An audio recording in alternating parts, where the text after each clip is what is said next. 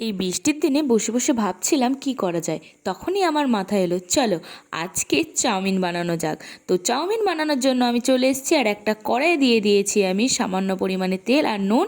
তারপরে দিয়ে দিয়েছি আমি চাউমিনটা, আর চাউমিনটার দিকে সেদ্ধ হচ্ছে, আর আমি এদিকে কেটে নিচ্ছি পেঁয়াজ রসুন লঙ্কা। আর তারপরে আমি একটা ট্রেতে সব কিছু সাজিয়ে নিয়েছি যা যা আমার লাগবে, যাতে আমি কিছু দিতে ভুলে না যায়। তারপরে একটা কড়াই নিয়ে নিয়েছি, কড়াই আমি সামান্য সাদা তেল দিয়ে দিলাম। প্রথমে আমি বাদামটাকে একটু কালচে কালচে করে ভেজে তুলে নিলাম। তারপরে আমি দিয়ে দিলাম আমার কুচিয়ে রাখা আদা পেঁয়াজ রসুন আর লঙ্কার পেস্টটা। এটাকে একটুখানি ব্রাউন করে ভেজে নিতে হবে। তারপরে আমি এর মধ্যে দিয়ে দেবো একটা ডিম। ডিমটাকেও একটু ভালো করে ভেজে নেওয়ার পরে এর মধ্যে সামান্য একটু নুন দিয়ে দিতে হবে। এরপর দিয়ে দেবো সিদ্ধ করা চাউমিন। তারপরে আমি দেবো সয়া সস ও চিলি সস, যে যার স্বাদ মতো দেবে। আমি এগুলো খেতে একটু কমই পছন্দ করি, তাই জন্য আমি একটু কমই দিয়েছি। এগুলো দেওয়ার পরে দিয়ে দেবো ভেজে রাখা বাদামটা।